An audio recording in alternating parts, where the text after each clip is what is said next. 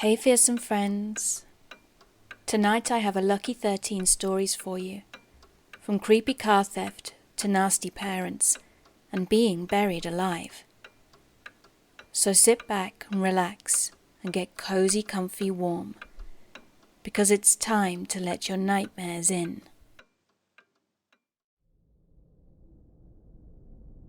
This happened about 8 years ago when I lived in an apartment building in the downtown area of a mid-sized US city. It was around 11 a.m. I would normally have already been up and about for hours, but on this day I decided to sleep in for a while. If I'd have been awake, I likely would have had my door propped open a few inches to allow air to circulate, as the smells from the hallway could get stale and musty and linger inside my apartment. So my cat and I were being lazy asses when we were both jolted awake by a very loud, abrupt rumble.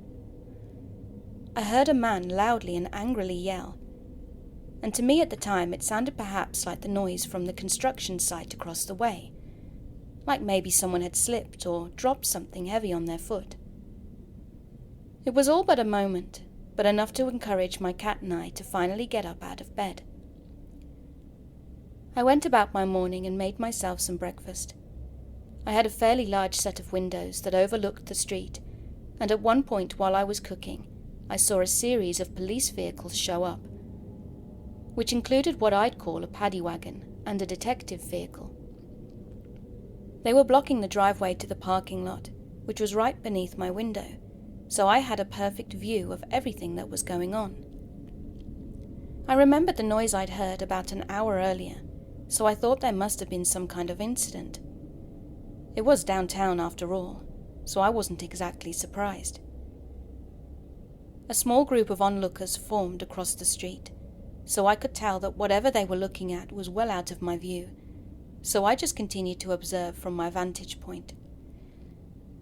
At one point I saw a man on a stretcher being wheeled into either the paddy wagon or the ambulance. I can't recall.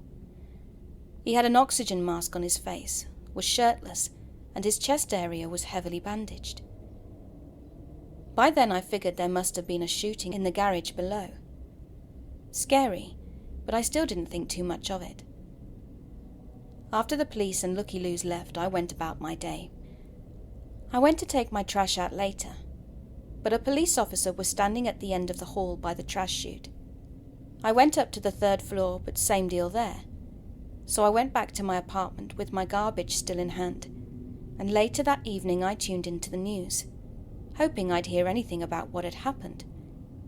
My mother and grandmother actually lived in the same building, and I was the only one who'd heard the noise, but we were all interested in learning what had gone on. Finally, we saw footage of our building, along with an image of a bike that had been ditched, and maybe a bloody shirt. So according to the news report, a man with a warrant was spotted by police and took off on a bike. I've read different accounts that say that he'd stolen the bike he was riding, and I've also read that the police weren't even after him. But he freaked out and ran when he saw them regardless.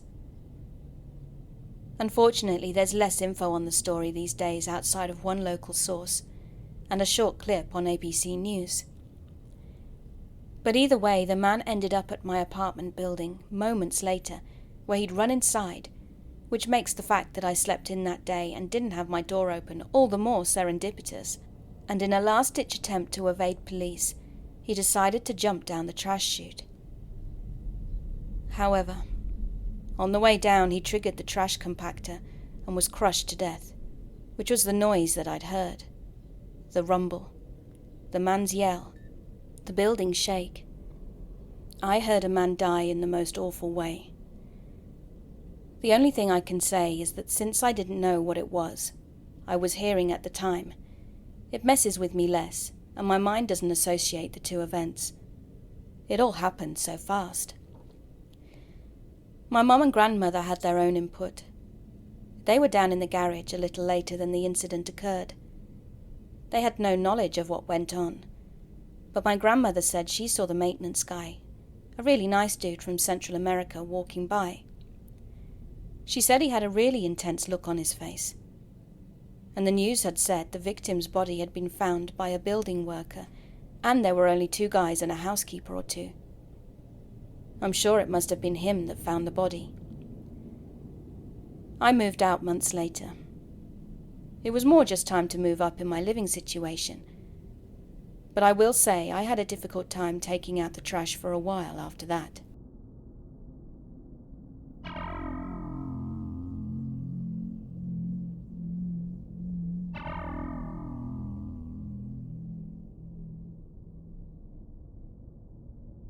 So this must have been almost 3 years ago, way before the pandemic, and while I was still studying at university. I was back in my hometown before the beginning of my summer term, and me and my old friends from high school had decided to meet up and go out together in a large group. It was nice to see them all again, and the night out itself was great. We went to our favourite pub and ended up in our town's only nightclub, and afterwards bought food from the takeaway across the street and contemplated getting a taxi. But my friend refused, saying she didn't want to spend the money, as we'd already spent a lot that night buying rounds. We lived on the outskirts of the town centre, in the more rural area that's near our old high school, and only a 15-minute walk from one another. So I agreed, while the others grouped together for taxis. We then told them we'd walk home together. Our friends tried to convince us otherwise, saying it was dangerous, which is similar to what my parents would have said. So I laughed it off at the time. Our town was a bit of a shithole, but it wasn't that dangerous. At best, we might get catcalled by some kid in a Corsa down by the council estate. So we started on our way and was eating our food, laughing at the photos we had taken on Snapchat. I was a bit drunk, admittedly. It was freezing, and neither of us were dressed appropriately for the weather. Soon we reached the turn for my friend's street, and she told me to message her when I got home. I promised her I would and continued on. It was a quiet night, and I felt quite safe walking down the main road, as it was well lit and I lived in a well-populated area. A few cars passed, and I was glad I hadn't wasted the money on a taxi, and the fresh air had sobered me up a bit. However, when I was around 5 minutes from home, I heard the distinct sound of a bicycle coming from behind me. I didn't think much of it, just assuming it was some chav or someone cycling home from work. But as I began to pass the now closed corner shop near my house, I heard panting. I turned and saw the figure of a middle-aged man wobbling haphazardly on his bike towards me. I brushed it off, assuming he was drunk or drugged up, and made room for him to pass on the outside of the pavement.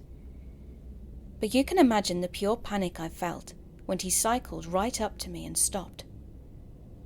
"Can we go home?" he slurred, hunching on his handlebars. I wasn't sure how to handle this sort of situation. Drunks and druggies were one thing in a club when you were around your friends, but right now I was on my own at 3 a.m. with a very drugged up man who could easily overpower me if he wanted to. "I'm sorry," I said, unsure of how to respond. "Come on, sis, Mum will be mad if we miss tea." The man then leaned forward and tried to grab my hand.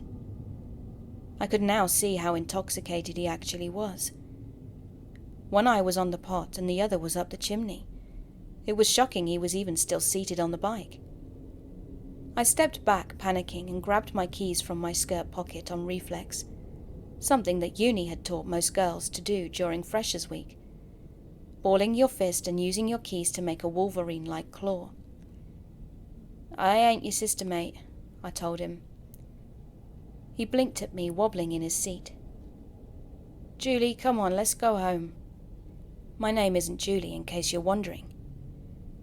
This guy could easily be older than my dad, and I'd never met him before in my life. He looked more or less like the standard creepy drunk guy in the pub that most girls know to ignore. "Listen, mate, I think you should go home, yeah? Think you've had one too many," I said, smiling at him, remembering from my time as a pub kid growing up that being friendly and direct was the best way to deal with guys like this. He looked at me with unfocused eyes and seemed confused. "Go on, mate, you'll miss your tea," I said, smiling. My fingers felt like they were about to lose circulation with how tight I was gripping my keys. After a moment of confused silence on his part, he began to cycle unsteadily forward. I stood there frozen, feeling like my heart was about to burst out of my chest as he slowly climbed the slight incline of the street towards the council estate at the top of the hill. Thinking I was in the clear, he then stopped, almost at the entrance to my street. He was staring down at me. My heart felt like it was going to combust with how scared I was.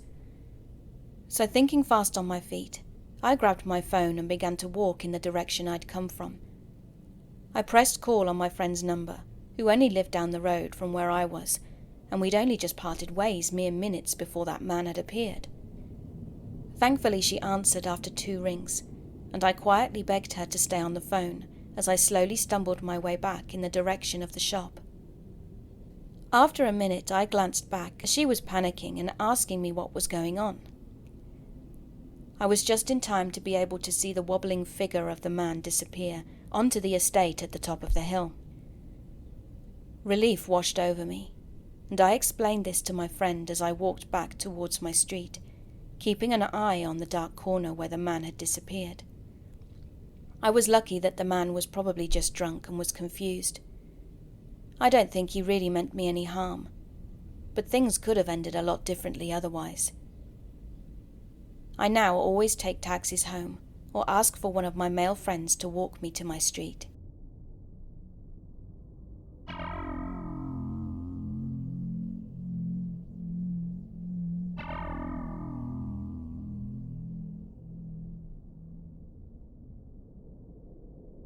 Now I live in a small town. I've lived in my house for about 5 years now, and we have a local gas station just down the street. I went there today, as I do every day, sometimes more than once, and I've never had anything bad happen in the slightest. I paid for my items and went outside, when I immediately saw a man walking around another person's vehicle. He was acting strange, but the car was occupied, so I assumed they knew each other. I tried then to get to my car so I could get in, close the doors and leave, because this guy was making me feel really on edge. But in 2 seconds he'd gone from that car to mine and was standing in front of my open car door face to face with me. He was immediately all over the place, 1 minute threatening me, the next calling me beautiful. The man was clearly mentally unstable and had the most horrifying look in his eyes as he told me things that made no sense. I was terrified at this point, and he was getting closer. I couldn't close my car door because he was blocking it, nor could I fully get into my car. I was stuck between my open door and his body and then his arm. So because of the way I was blocked, I couldn't run either. I started balling my keys up in my fist because I had no weapon. The people in the car he was originally bothering yelled at him to leave me alone. Then he ran off after their car. When he did that, I flew into mine and raced out to the parking lot whilst calling the police. They eventually caught him, and he fought them as well. It's a very small town, so someone actually sent me a clip of the video that they'd taken of him fighting the police, which only terrified me more. I'm so thankful for the people that helped me. I don't know what would have happened without them.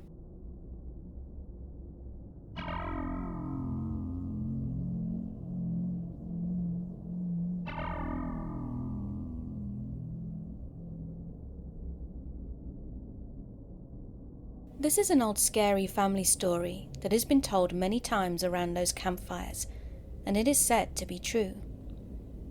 It takes place in a very small town in the Mexican woodland area, where everyone's houses had their own land for farming and animals, etc. Back before the 1950s, a relative had suddenly and mysteriously passed away, and this shocked the family, as it was unexpected. The person had shown 0 signs of ever being sick. So, the next day they had the funeral and buried him in the backyard. Now, something about houses in my family's town is that they still have the old-fashioned outhouses, similar to a porta potty, and they're not connected to the house.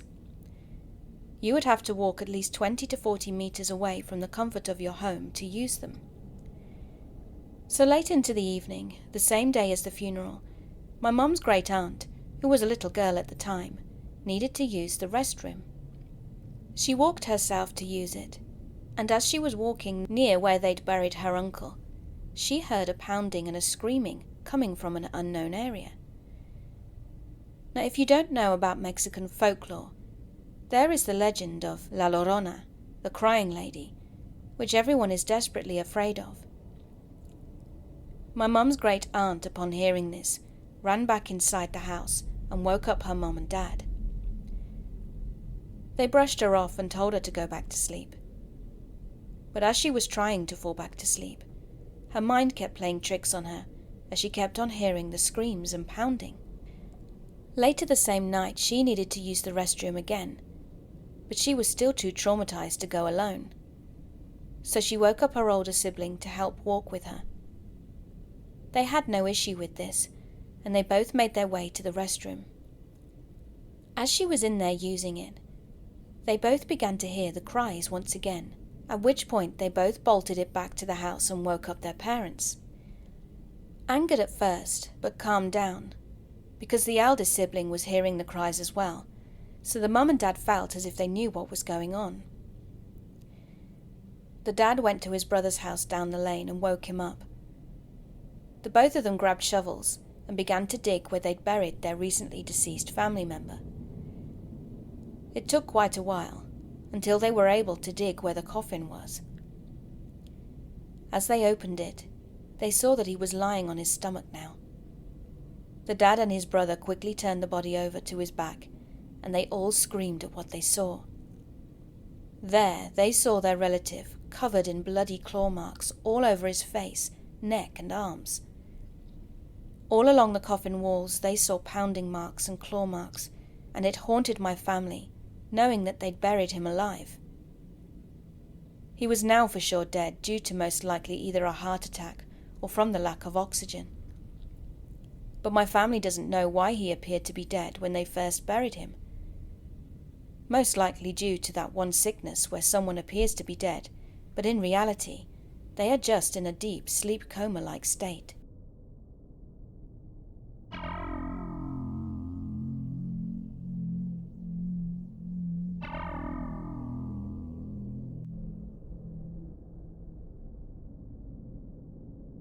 This happened when I was around 12, and to begin with, here's a bit of context.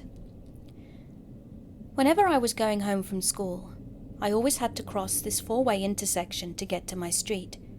Then there was maybe a 5-minute walk from there to get home. Normally we were done with classes by 5:30 p.m. But on this particular day, we had to clean our homeroom, so I wasn't finished until around 6 p.m. A friend that would always walk home with me after school had already gone, so I had no choice but to go alone, which was no problem. I was used to it. So on my merry way, and everything was going smoothly.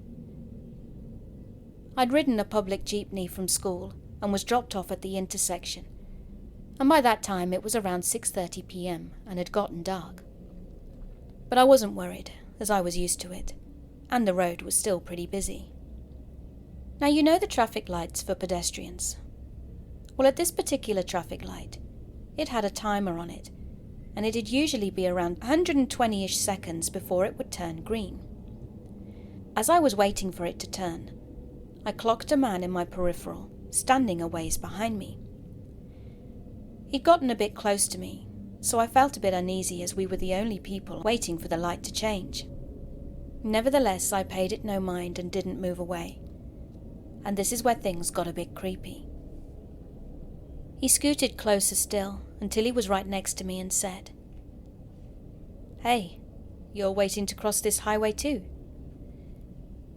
I wasn't used to strangers talking to me there at all, so I was nervous, but thought he was just being nice, so I nodded and smiled. "So where do you live?" First huge red flag. I laughed nervously because I didn't want to tell him, but figured I was going to be seen as rude if I didn't. So I said something along the lines of, "I just live around there," and hoped he wouldn't say anything else. But of course he did. "Oh, what's your surname then?" Another huge red flag. My 12-year-old brain panicked, thinking I was going to get kidnapped, so I blurted out a fake common name, which was probably a very smart thing to do, and he stopped talking after that. At this point, the light was only a few seconds away from changing, and I desperately wanted to get away from this man. He was big and tall, and I was anxious and intimidated. As the light turned green and I started walking first, he suddenly grabbed me and put his arm around my shoulder, saying something like, "The light is green, be careful." Immediately my mind went nope, but I couldn't get away because we were in the middle of the road and I didn't want to make a scene. Once close to my street with his arm still around my shoulder, I managed to shrug him off me and just walked away as quickly as I could. I didn't even look back, because in my head he was still following me. What was normally a 5-minute walk shortened to almost 2 minutes. I was absolutely terrified. When I was near home, I looked back and he was gone. Big relief, and thank God I was still alive. The rest of the year I was really scared. I would see him again on that road, waiting for me, but thankfully I didn't. I don't know what would have happened to me if I hadn't have gotten out of there as fast as I did, and I don't want to imagine.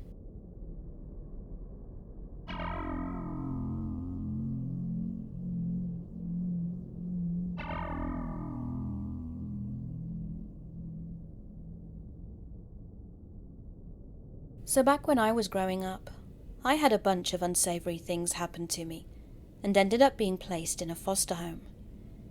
Well, technically it was a holding cell for kids to live in until they found a real home. Because I was hurt and untrusting, at that point I cycled through my fair share of families. I stayed with an obese single man, who I don't remember much about, but I do remember very bad vibes while staying at his house. My case manager must have thought so too, because I went to another family shortly after. That is when I met the family, more specifically, the son of a bitch that this story is about. This wouldn't be my last home, and I didn't live there long at all, so things have gotten foggy over the years, but I was probably between 8 and 10 years old at the time. It was a full house, 6 of us in total. My foster mother and father, 2 brothers and a sister. The only person I didn't like straight out of the gate was my sister. You know that feeling where you just know when someone wants you off the earth? For me, it feels especially raw when it seems unjustified. Like I know I was technically a foreign invader, a cancer cell in their home. But guess what? I was a mouthy brat too, and gave her the attitude right back. So it goes without saying, she and I never got along. My brothers, on the other hand, I loved them. We did everything together, and they made me feel completely a part of the family, which is what made what they did to me so confusing. So far, the only slightly unusual thing about this family was that they had an intercom system in their house. Mostly our mother would use it to tell us to go to sleep after hours. A few months went by and summer rolled around. They had been pumping me up about swimming in the pool in the backyard for a while. The only thing was, because I didn't have a lot of normalcy, I didn't even remotely know how to swim and was terrified of open water. On the day it happened, my brothers and I were all out at the pool. They also had a slide they used for it. It went straight into the deep end. But looking back, that entire afternoon looked so set up, like the family had planned it or something. They kept pressuring me to try the slide, and that they would save me if I couldn't swim to the sides. I desperately wanted to be like them, free to do things without worrying about consequences, and I really believed they wouldn't let me drown. We were family, right? Okay, great. So I slid down the pool. When seconds later, I started to drown. I didn't know which way was up, and I was fighting for air, for something to grab. Anything. Well, it seemed like it had gone on for way too long, when suddenly my adoptive father had me barely above the water, holding me up with one hand. As if at gunpoint, I had to describe his face, and I'd say it was a demonic mix of lust and contempt. It was really blurry and happened fast, but faces like that are hard to forget. "I could let you drown right now, boy." That's what he said to me. Those exact words. I don't quite recall what he referred to me as before that point, but I know it wasn't boy. I was crying and gasping for air, and he just held me there, holding me inches above the water. For what? I still don't get why. This was one of 3 or 4 times in my life that I truly believed I was going to die. Could have been worse, I guess. Anyway, eventually he walked over to the edge of the pool and let me go. I was so terrified of him right then, and I didn't know what to do. So I just laid there and didn't want to be near anyone in that house. I remember one of the strangest things about that experience was the aftermath. We went to a Mexican restaurant that night, and though they all acted like nothing had happened, I was confused, angry, and scared. Maybe it was insignificant to them. Maybe it was not an abnormal thing for them to do what he did, or it was to teach me a lesson or something. Well, screw that, and screw that family. Soon after, I updated my case manager on the incident, and I was out of that house within days. All you people with both bad parents, try to make things right with them if they aren't. Always appreciate your family, because I don't have one, and I suck at life. But I just wanted to share some of my life with you all.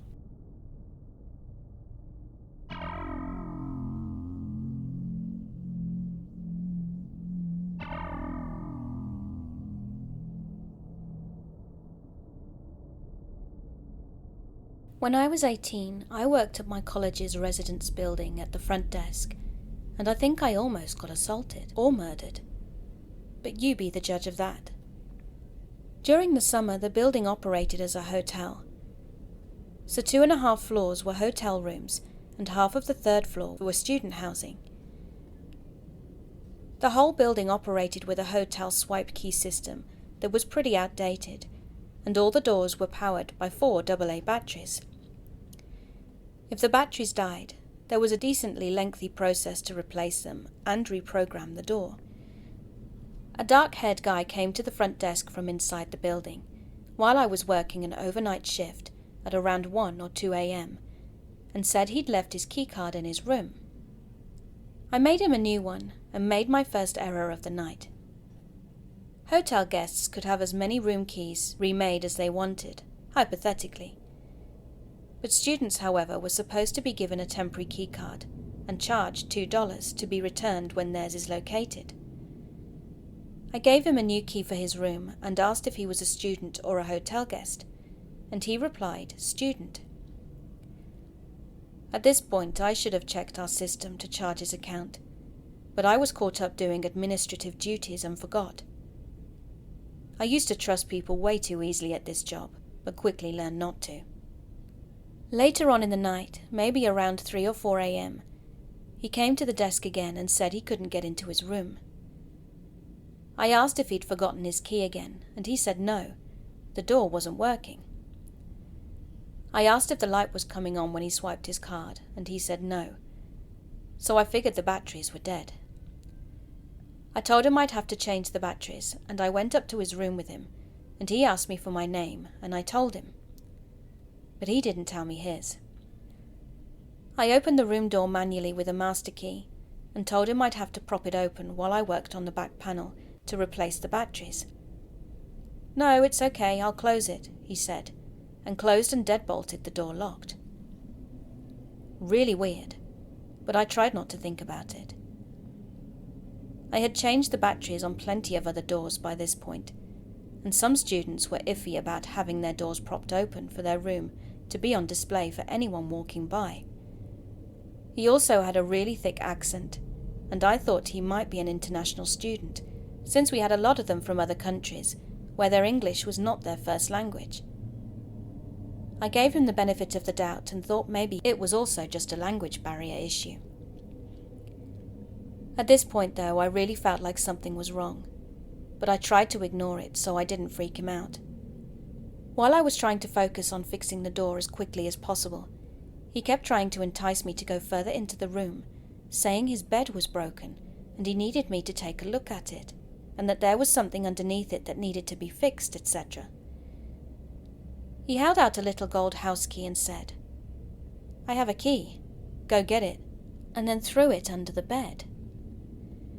He said there was a leak under the fridge. He just kept trying to get me down on the ground, throwing random problems at me. Obviously, I told him no. I'd send maintenance up in the morning to take a look if anything was broken. I had my back to him, and he asked me if I would take off my glasses. I said no, I need them to see. His tone of voice changed then, and in the most steady, chilling manner he said, "Ella, it's okay, you can take them off." Then from behind me he reached around and tried to take off my glasses.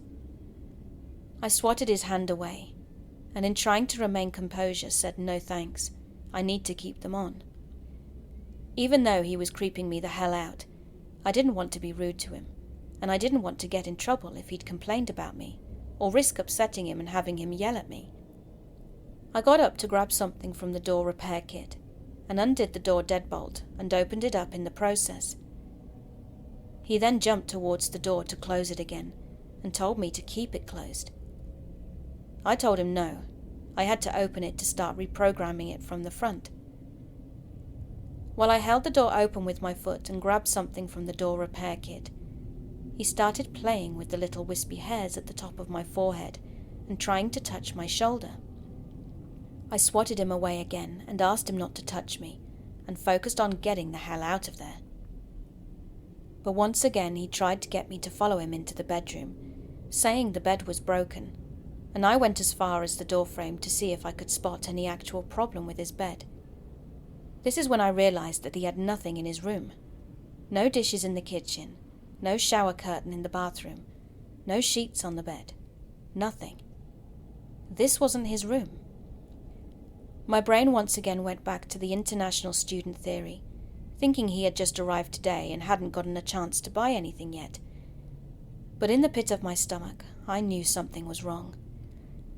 I fiddled around with the door for a few more seconds before announcing that it was fixed, and quickly gathered the door kit and left. Before I had reached the elevator, he came back out with his shoes on to follow me. He tried to get back in to get his shoes and called out, "Ella, the door isn't fixed, you need to come back." I went back and opened the door manually, and told him if the door was broken I'd have to send up maintenance to fix it in the morning. I knew he was going to follow me to the elevator again, so I closed the door behind me once he'd gone inside, and ran down the stairwell as fast as I could. When I got to the front desk, I checked the computer and saw that the room that he was in was supposed to be empty. It wasn't a student room or a hotel room. I locked myself in our back office and called campus security. He came down a few minutes later and went behind the desk. I yelled at him to get on the other side and wait, now that I knew he wasn't a resident. But he came down a few minutes later and went behind the desk. I yelled at him to get on the other side and wait, now that I knew he wasn't a resident. He tore the corner off a slip of paper I had sitting on the desk and drew a flower on it, then put it back on top of my papers. When security arrived, he ran back up to the empty room and tried convincing them he lived there so he wouldn't have to leave. He kept showing them his key, which had decided to work on the door again somehow, and they escorted him back downstairs and came to ask me if he really did live there. Obviously he didn't. That's why I called you guys, crying and terrified. He kept interjecting to argue that he did live there, but couldn't even recall his room number when asked. Security asked him for his student card, and he couldn't produce it, so they told him he would have to leave if he couldn't prove he lived there. While they were grabbing his information, I listened from the office and could immediately tell he was lying. The phone number he gave was just a bunch of random numbers. The name he gave was prefixed by as if he was trying to think of a name. When they asked him for his address, he just said, across the street. One security guard asked if he lived in the apartments across the street, and he said yes, but couldn't tell them what the building number was. He said his apartment number was 1200, but I moved into that building a few months later, and apartment 1200 doesn't exist. When security asked what his purpose was to be sneaking into a room, he just kept up the ums and uhs, and saying he didn't know. They'd ask, "Were you trying to see a friend? Do you know anybody who lives here? Were you here to hurt somebody?" And he kept fidgeting and saying, "I don't know. No reason. I was just here." At one point he tried to tell them he was my friend, which is when I poked my head out of the office to say that I literally had never seen him before that night. He eventually left. We didn't call the police because he didn't actually do anything, but it was still unsettling. Later on it dawned on me how he'd figured out that that room was vacant. One of the housekeepers had been using it as her personal break room. A few days later, a housekeeper came to the desk and told me they'd found the door deadbolted open, the TV on, and a housekeeper inside watching TV. She must have forgotten to close the door when she left for the night, and when the creep let himself into the building, he found it. I never saw him again, and to this day I have no clue what he was doing there. I haven't worked there since last winter, and overnight shifts still give me the heebie-jeebies.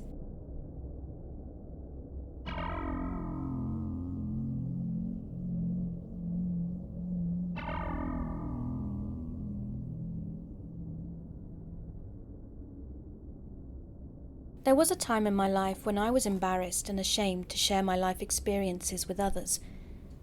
But as I get older and the pain of my younger years fades further away from the forefront of my mind, so too does that embarrassment and shame. I grew up in a medium-sized city in the United States Midwest during the height of the crack epidemic. My mother left my father before I was born and married another man while still pregnant with me.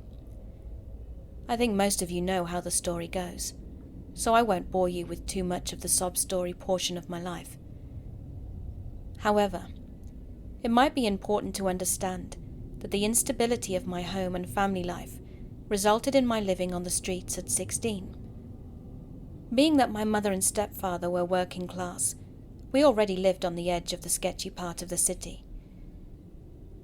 When I began living on the streets, my girlfriend's aunt allowed me to live with her and her sons until I got my life figured out. At the time I thought she was a godsend, but was I ever so wrong? It turned out that her sons were dope-dealing gang members, and she was a crack addict. My then-girlfriend and her parents both had decent jobs. She was several years older than me, and already taking courses in college, so I was thrown for a loop. But what else or where else would I have gone to? At 16, I already had a full-time job, working at a barbecue joint. Despite my upbringing, I was a tentative employee, walking around 6 miles daily to my job and back home. Over the weeks and months, neighborhood gangs continued to try and entice me to join their set. And despite how it's depicted in movies, cop shows, and in the media generally, no one ever threatened me, though they were persistent nonetheless. The thing about living in an area run by gangs is that rival gangs of the gang that controls where you live don't make a habit of conducting check stops to verify whether you're truly the enemy. It's simply SOS or smash on sight. But there is always a chance they want to do more than give you an SOS. Somehow I managed to avoid trouble. Maybe it was my walking the same route every day, wearing a barbecue restaurant uniform. Or maybe it was just luck. But since I'm here sharing this, apparently that luck eventually ran out. On my way home from work one evening, I passed through the usual park I walk through almost every day. It was controlled by gangster disciples, and this evening there seemed to be a larger number of them playing hoops at the basketball court.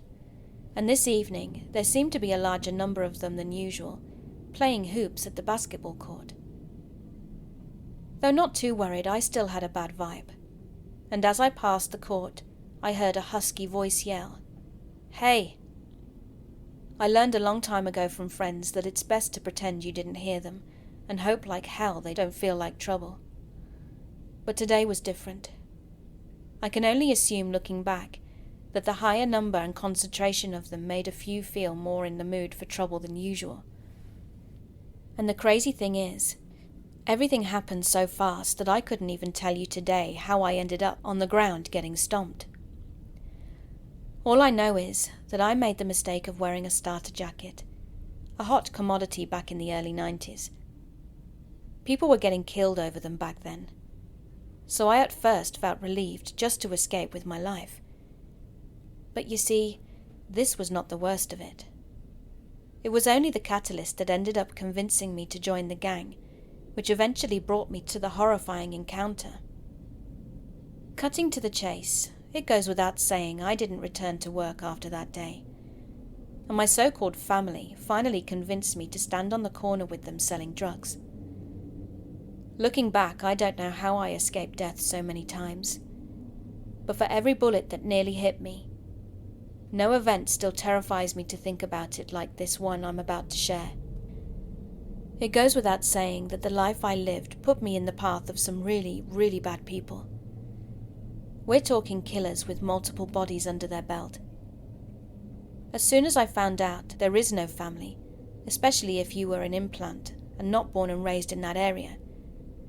Anyway, one of these dudes, someone who was at least 10 to 12 years older than me, always picked me to go help him do his dirty deeds. As a kid, you think you must be special, having someone who is considered an authority take you under their wing.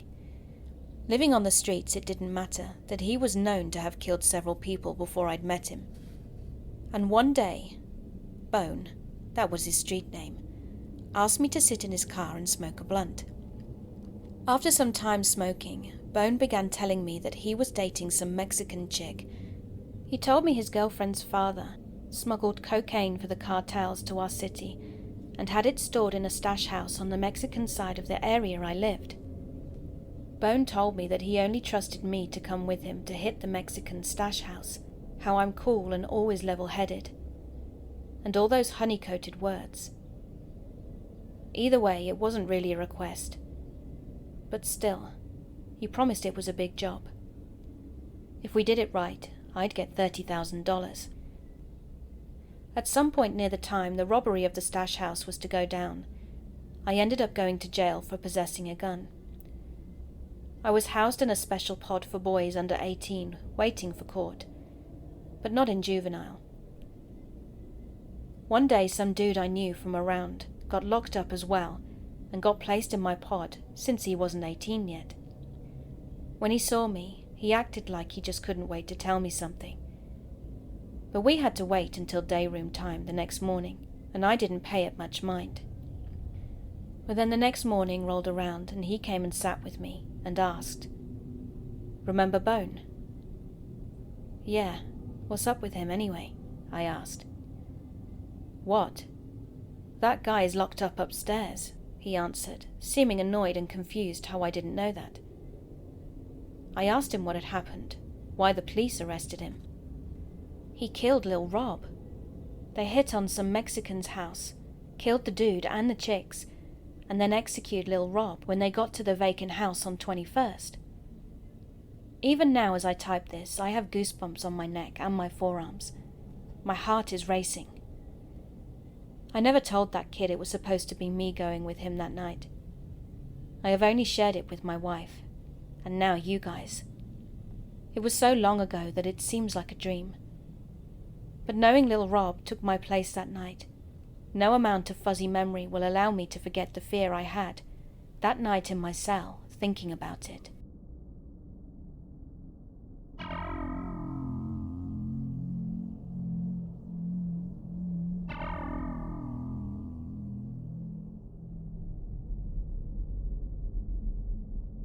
At the age of 18 to 19, I used to pick up hitchhikers and go hitchhiking myself. The 1990s felt a bit different to now.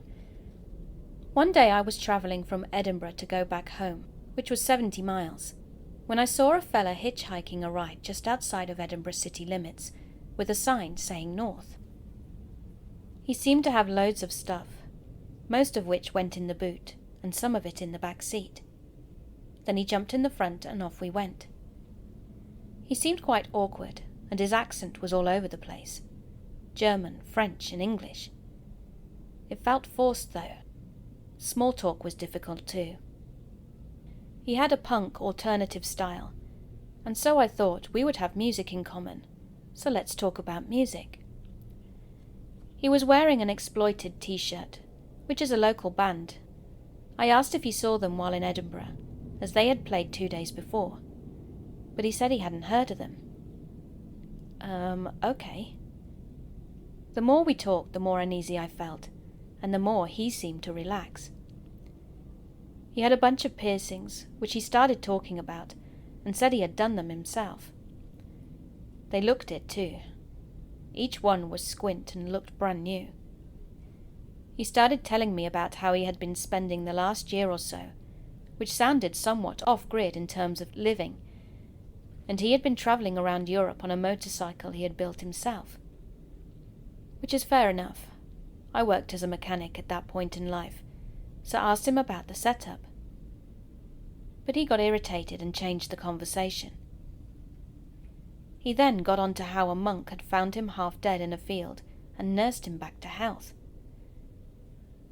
He then worked at the monastery to repay his debt, which sounded like something out of a movie.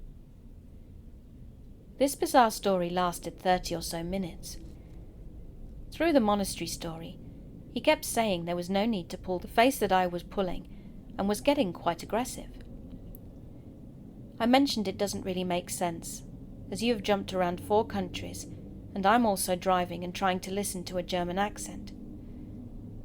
He then freaked out and started smashing his fists on the dashboard, shouting and screaming how he wanted out. Fair play. We were almost there anyway.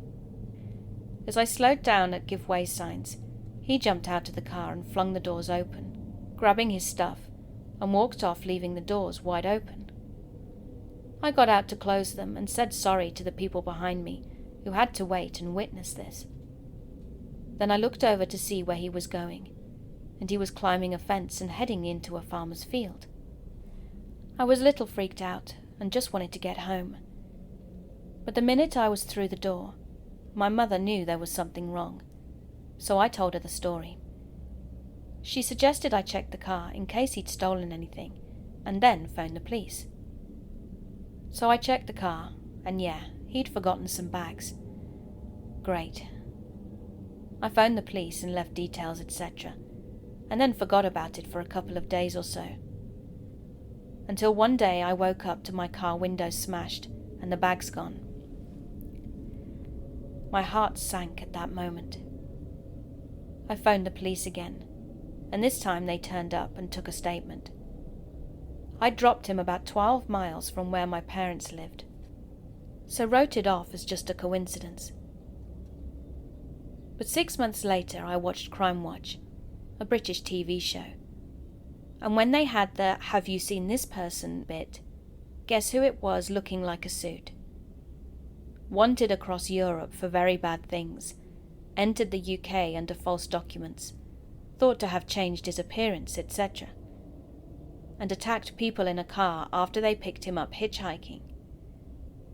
Second heart-sinking moment. Apparently the punk rock look was a disguise. He was in fact German. I never picked up a hitchhiker since then.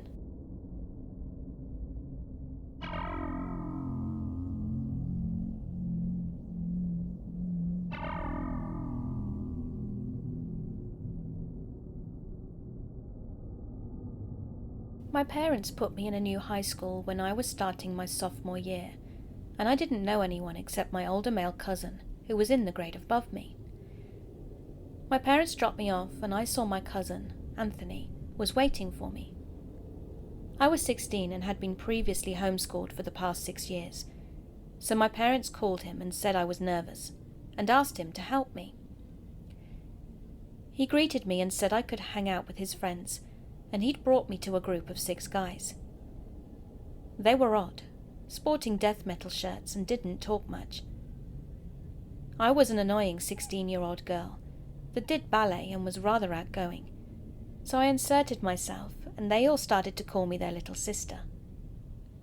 One guy, we'll call him Mark, took a liking to me.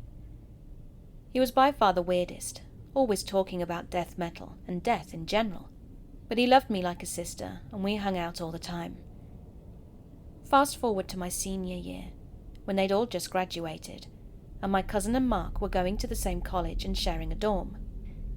They told me I could make the 45-minute drive whenever I wanted and stay the weekend, so I did.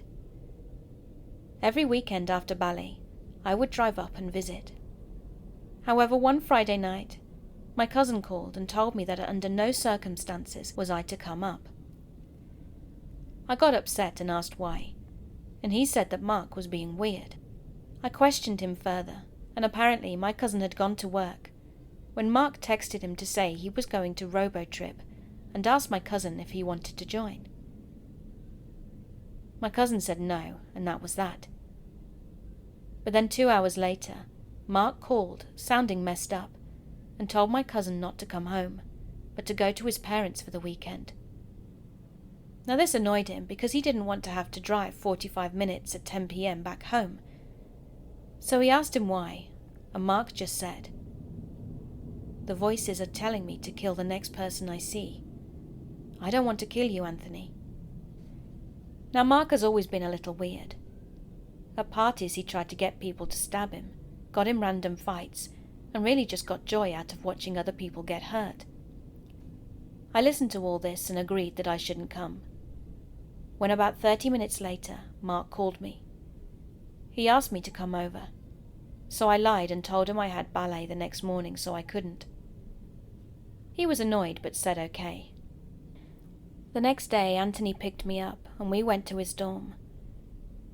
Mark was passed out with a knife in his hand, and he'd carved into the walls, "I must kill," over and over again. He also had numerous cuts and had smeared his blood on the walls. We took the knife and woke him up. He said he started to Robotrip, then heard voices, and they were telling him to kill.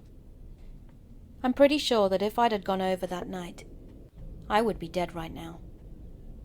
This was over 10 years ago, and 7 years ago I moved out of state and lost touch. He graduated with a degree in chemistry, and when last I talked to my cousin, he said that Mark is doing good now.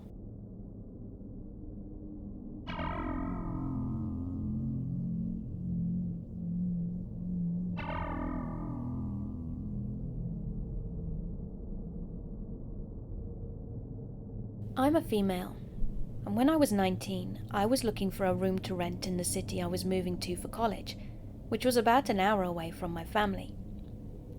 I wasn't having much luck, so my mum started helping me look for a place. She found an ad on Craiglist for a room for $300 in a house, with everything included. The homeowner was a man, and he rented the additional rooms upstairs to other women while he lived in the finished basement. The ad stated he rarely ever saw the other roommates, because he had a kitchen and his own entrance downstairs, and that he preferred women because he'd had issues with male roommates in the past, partying and causing damage. We decided to take a look since it was the cheapest that we could find in the area, so my mum and I went to the house to view it. It was a decent place and a decent neighbourhood. He opened the door and was very welcoming. He was middle-aged, and the kitchen and living room were furnished nicely and clean. Now my mum loves to talk and get to know people, so they were engaged in conversation while I stood there quietly and observed the place. He then said he would show me my room. We headed towards the staircase to go up. Since he'd said on the phone my room was upstairs with the other roommates. But he opened another door and we followed him in. He then took us down to the basement and opened a door to a very small room. It had no closet and no windows. And he then proceeded to say that this wasn't my room, as I would be sharing the bathroom in the hallway with him, and his bedroom didn't have a door on it. Absolutely not, I thought, as this was way too weird. But they were so deep in conversation that I couldn't interject. He then led us to the upstairs and showed us the other rooms, where the doors were open, and said they were currently being rented. He then started telling us elaborate stories about the other women, which weren't very nice, and involved drink problems. My mum was listening intently, but I took the time to investigate further. I looked in all 3 rooms and the bathrooms, and there was furniture, but not a single item in there that looked like it belonged to a woman. No clothes or anything. Only men's clothes in one of the closets, and he had no problem with me creeping around his tenant's room without their permission.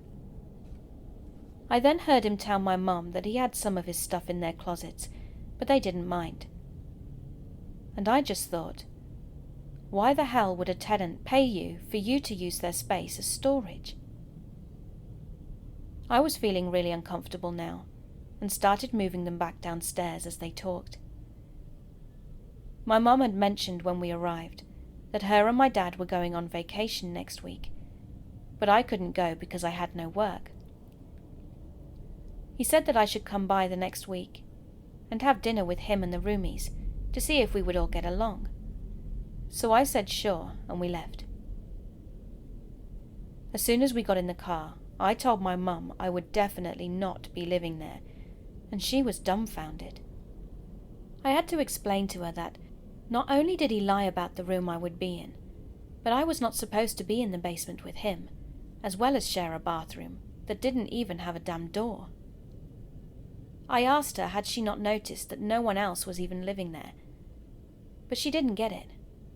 Thought I was just being paranoid, and that he was nice and it was a good deal. I had to explain it to my stepdad and get him to tell her that by no means was I going to be living there. I tried to report the post, but by the time we got home that day, he'd removed it. I really think he'd planned on murdering me at the dinner, or abducting me and holding me hostage in the basement room that had no way to escape. I hope that guy hits a tree with his car one day. Some details have been coming back to me since. This happened in 2011, so it's been quite a while.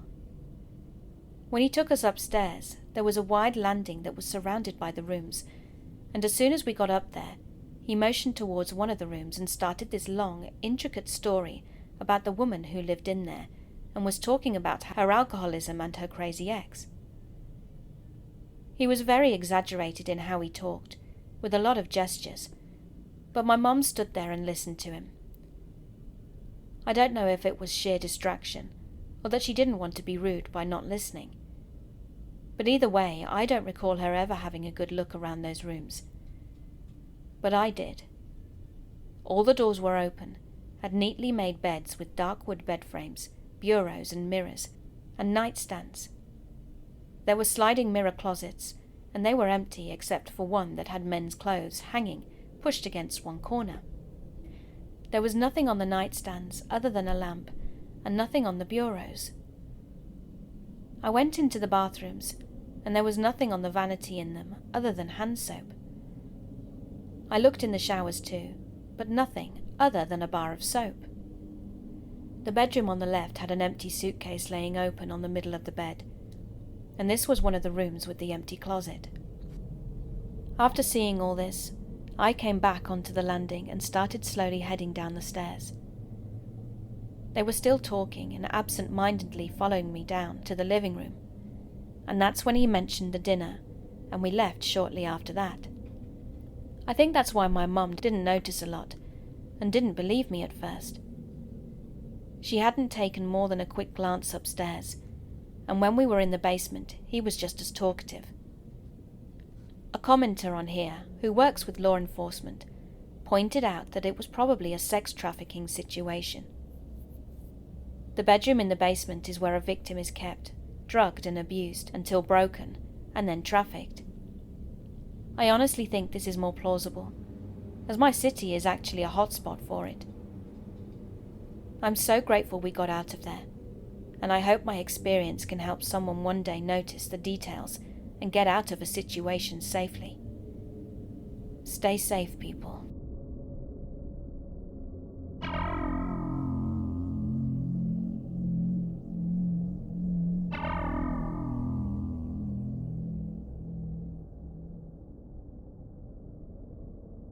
Myself and my mother were driving, and where I can't really recall, because it was so freaking long ago. But I do remember her pulling up to a stop sign, and we were sitting at this stop for what seemed like the longest stop ever. I remember her looking both ways, right then left, and I remember her gazing at me from her rearview mirror. She had such a gentle smile upon her face, as a loving mother would looking at their child. However, just then her face went from joyous to complete worry and panic. I saw her eyes pan from me to the seat next to me, and I heard the back passenger door open. As I was turning my attention from my mother to the noise of the car door opening, I saw this man entering the car and sitting next to me, telling my mother to drive. There was a different kind of vibe from this man. He didn't seem to be fazed by either one of us being in the car.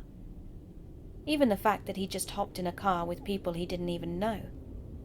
He seemed so very calm, and said very little, but enough to get his point across. He had long salt and pepper coloured hair, and at the time I thought he had dreadlocks, but as an adult I believe that his hair was most likely ratty from not brushing or washing it. His clothes were worn, torn and dirty, and dulled from the sun. I remember seeing his toes peeking out of these what were once black work boots, and his jeans were tied together from where they had been torn and ripped. His skin seemed so badly sun-kissed and filthy from lack of bathing, and an odour was coming from this gentleman that truly had my nose hairs curling. The smell filled the car. I could tell my mother could smell it too, because she kept wiping the back of her hand across her nose. My mother told the man she wanted him to get out of the car. With her voice she was trying to be stern and demanding, but she was such a kind-hearted woman that her yelling sounded like she was singing. So of course the man disregarded her chirps and sat back in the seat and said, "Drive, please, just up the way there." I so badly wanted to glare and stare at this man, but I didn't want to upset him. I was leaning as far as I could against my door, with my head down and my hands in my lap. Then suddenly I felt the car jerk forward, and I could hear my mother breathing heavily as she worried about this man in the back seat with me. I can't say I was really scared of him, though. I was more curious as to how he could just so boldly get into a car with strangers and be so cool about it. I was always taught to never take rides from people I didn't know. So where was he going, I had thought. Where does he live? I can only imagine the things that were going through her mind as she was driving a complete stranger up the street with her kid in the back with him, not even 3 feet away. The car continued to drive down the road a ways more, when he then leant forward from the seat and was gazing out of the window, watching the scenery go by, his hand on the door handle. "Here," he said. My mother jerked the car to the dirt, the car skidding to gain traction to bring us to a complete stop. His passenger door flung open, and he bolted up and out from the car and didn't even get a chance to close the door, because my mother had sped off so fast that the car door slammed shut on its own, and I heard the car doors lock.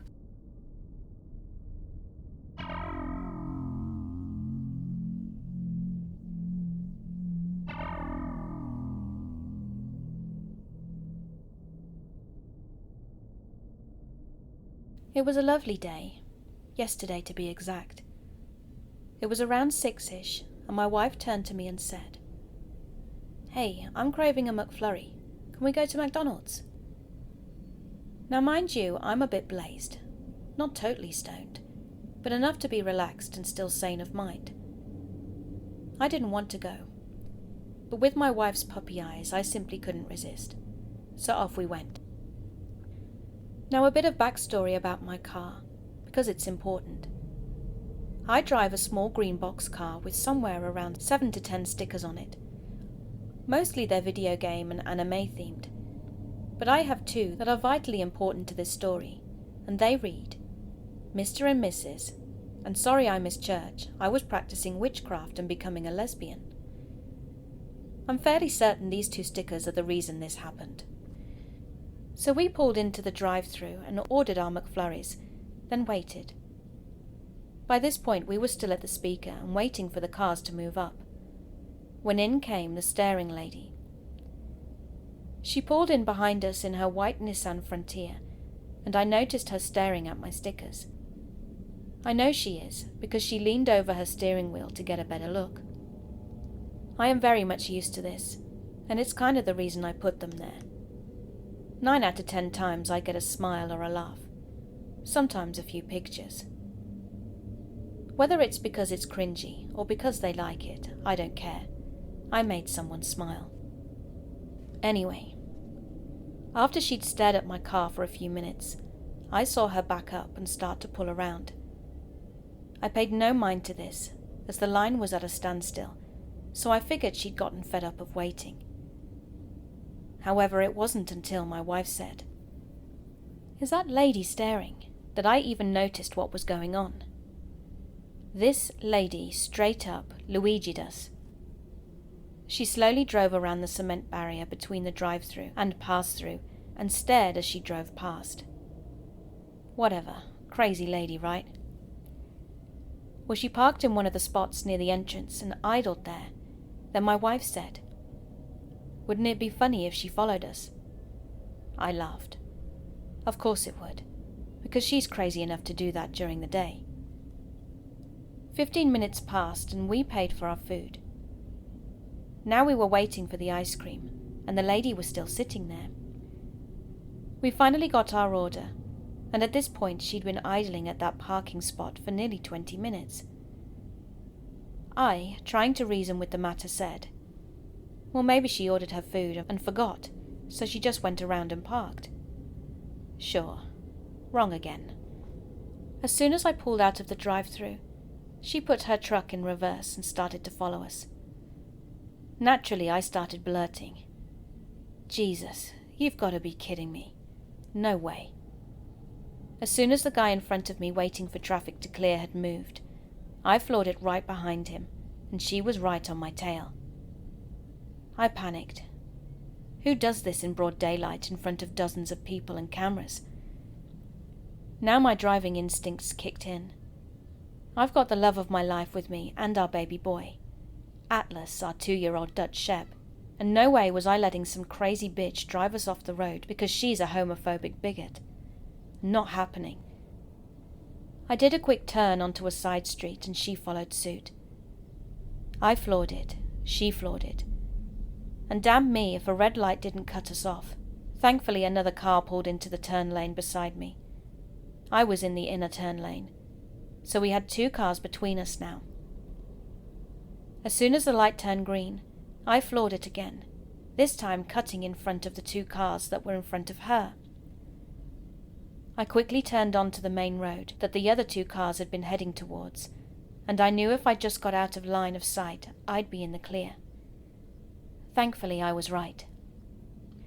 I turned onto the main road, glanced in the rearview mirror, and noticed that the car behind me was taking his sweet time turning. Perfect. I took another left onto a random side road, then another left and parked in someone's driveway. We sat for roughly 10 minutes while we tried not to cry as our adrenaline melted away, along with our McFlurries. Crazy McDonald's staring lady. Please get some help.